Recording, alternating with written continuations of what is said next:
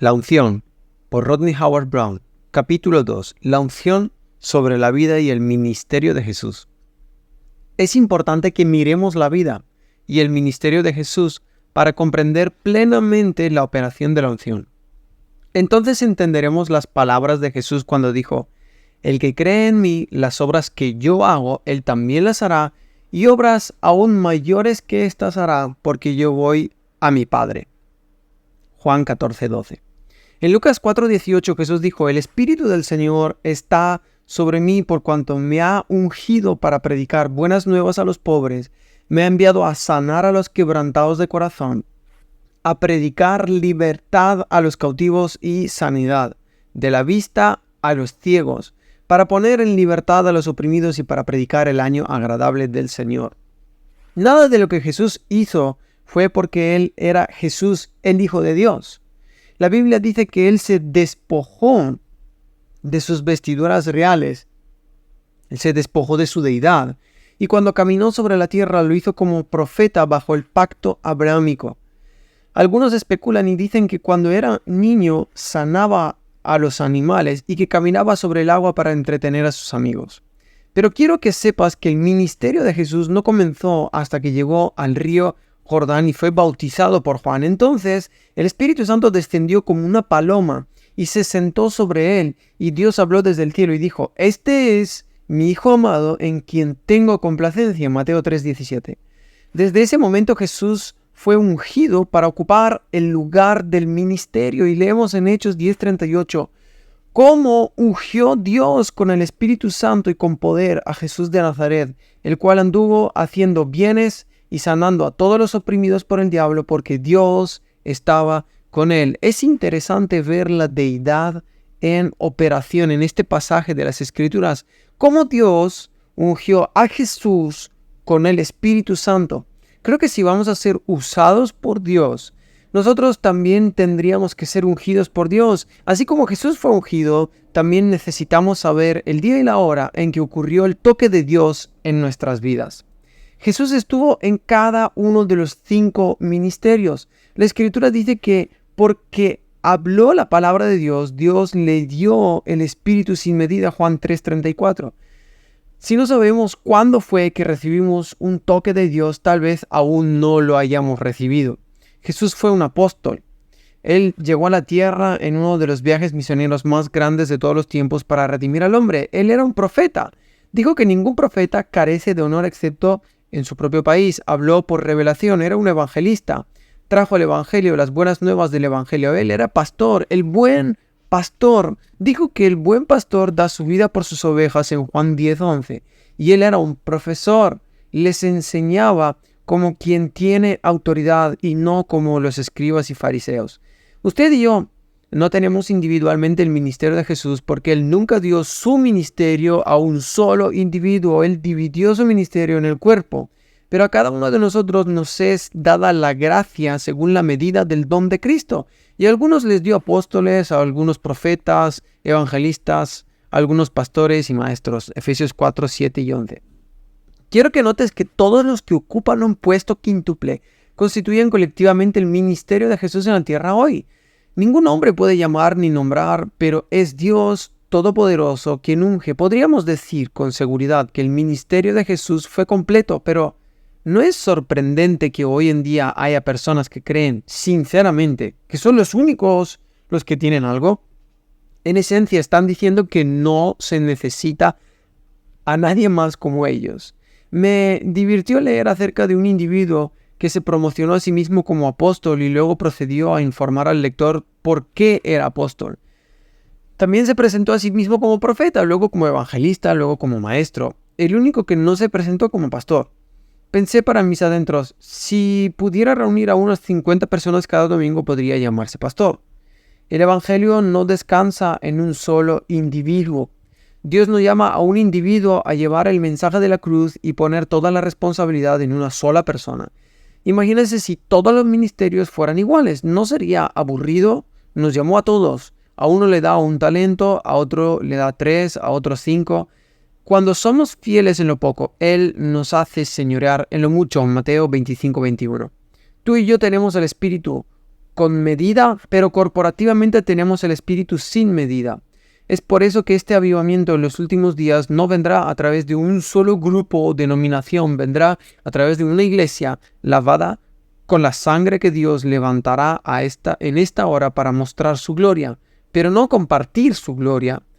Muchos, por sus actitudes, quieren compartir la gloria de Dios, pero sin Él, sin su toque, no somos nada. Ningún hombre podrá obtener la gloria por lo que Dios hará en estos últimos días. Será un derramamiento sobrenatural del Espíritu que ninguna denominación o grupo podrá controlar. La gloria del Señor cubrirá la tierra como las aguas cubren el mar. Y Jesús dijo, y yo, si fuere levantado de la tierra, a todos atraeré hacia mí. Juan 12:32. Tenemos que darnos cuenta de que Él dijo, si seré levantado, no el apóstol ni el profeta, sino que Jesús debe ser exaltado. Siempre atribuye toda alabanza, toda gloria, todo honor a su majestuoso nombre, porque Él es digno de recibir alabanza. Capítulo 3. La unción sobre cada creyente. Todo creyente es ungido con el ministerio de la reconciliación, pero no todo creyente es ungido para desempeñar un oficio quíntuple según Efesios 4:11. No estoy tratando de dificultar que ningún creyente esté en el ministerio de tiempo completo, pero me gustaría que el lector entienda que los 5 ministerios no crecen en los árboles. No puedes comprarlos en el supermercado o en la tienda de 5 centavos, ni criarlos en una escuela bíblica o seminario. Estos regalos son dados por Dios Todopoderoso, vienen del cielo, de arriba, y no por manos del hombre. Todo creyente es ungido cuando nace de nuevo. Dios hace su hogar en el interior de ellos y se vuelven nuevos, son apartados, son comprados por precio, se convierten en una nueva criatura, 2 Corintios 5:17. Bajo el antiguo pacto, Dios ungió a 3 grupos de personas. Él ungió al profeta, al sacerdote y al rey, y haría que su espíritu reposara sobre ellos. Hoy todos tenemos la oportunidad de ser ungidos por Dios. Cuando Jesús clamó, consumado es, y el velo del templo se rasgó en 2, de arriba abajo, el Espíritu Santo salió de un tabernáculo terrenal hecho con manos de hombre. Nunca más vivirá allí, sino que vivirá en tu corazón y en el mío. Ahora nos convertimos en el templo del Dios vivo, según 1 Corintios 6:19 y 2 Corintios 6:16. En 1 Corintios 12:7 la Escritura dice, a cada uno le es dada la manifestación del Espíritu para provecho. Todo creyente puede operar en cualquiera de los 9 dones del Espíritu. Dios no dijo que fuera solo para los apóstoles, profetas, evangelistas, pastores y maestros para operar en los 9 dones del Espíritu. Pero sabemos que el quíntuple ministerio tendrá una operación mayor y una unción más fuerte con respecto a los dones del Espíritu Santo. El que bebiere del agua que yo le daré, jamás tendrá sed, pero el agua que yo le daré será en él una fuente de agua que salte para vida eterna. Juan 4:14. Quiero que notes que esta escritura dice un pozo. El pozo es la experiencia de salvación. La Biblia dice, con gozo sacaréis agua de las fuentes de la salvación. Isaías 12:3. En el último día, aquel gran día de la fiesta, Jesús se puso de pie y clamó, si alguno tiene sed, venga a mí y beba. El que cree en mí, como dice la Escritura, de su vientre correrán ríos de agua viva. Pero esto habló del Espíritu que habían de recibir los que creyeren en Él, porque el Espíritu Santo aún no había sido dado, porque Jesús aún no había sido glorificado. Juan 7:37 al 39. En esta escritura vemos no solo un pozo, sino que es algo más profundo que un pozo, es un río. En otras palabras, puedes tener una unción cuando naces de nuevo, pero puedes tener una unción mayor cuando estás lleno del Espíritu Santo. Jesús dijo a los discípulos que fueran y se quedaran en Jerusalén hasta la venida del Espíritu Santo. En Hechos 1:8 Él dijo, recibiréis poder cuando haya venido sobre vosotros el Espíritu Santo y seréis testigos. Podemos tener poder para ser testigos. La palabra testigo en este pasaje de las Escrituras en realidad significa mártir. En otras palabras, aquellos que están llenos del Espíritu son personas que están dispuestas a morir por lo que creen. Son personas audaces que no se dan por vencidas, sino tenaces y radicales en su fe y en su comunicación. Vemos esto retratado en la vida de Pedro, cuando se levantó y predicó valientemente. Luego vemos en la vida de Saulo de Tarso un cambio total de ser uno de los mayores perseguidores de la iglesia cristiana a convertirse en uno de los más grandes apóstoles de Dios. Esto solo sucedió después de su encuentro con el Espíritu Santo en el camino de Damasco. ¡Qué cambio! Y todo es gracias a la unción. Si usted y yo queremos ser usados por Dios, entonces debemos tener esa unción en nuestras vidas. Capítulo 4. La unción sobre el ministerio de ayuda. Si eres fiel y sigues el plan de Dios para tu vida, Él pondrá en tu corazón el deseo de ser de ayuda en el ministerio. Dios no está buscando personas que calienten los bancos, sino personas que sean usadas por Él para tocar vidas a través de formas distintas al ministerio quíntuple. En aquellos días, cuando el número de los discípulos se multiplicaba, se levantaron en murmuración de los griegos contra los hebreos, porque sus viudas eran desatendidas en el ministerio diario. Entonces, los 12 llamaron a la multitud de los discípulos y dijeron: no es motivo para que dejemos la palabra de Dios y sirvamos las mesas. Por tanto, hermanos, buscad entre vosotros 7 hombres honestos, llenos del Espíritu Santo y de sabiduría, a quienes podamos nombrar para este negocio. Pero nos entregaremos continuamente a la oración y al ministerio de la palabra. Hechos 6, 1-7. El ministerio de ayuda es cualquier cosa que ayude al quíntuple ministerio a realizar el trabajo. De esos 7 elegidos, vemos que solo Felipe se convirtió más tarde en evangelista, que sepamos nosotros. Esteban era un hombre lleno de fe y del Espíritu Santo. Fue un diácono que hizo grandes milagros, señales, prodigios entre el pueblo y llegó a ser el primer mártir. Bajo la categoría de ministerio de ayuda, vemos que esto incluye hoy en día a los salmistas, intercesores, diáconos, ancianos y otros cargos en la iglesia.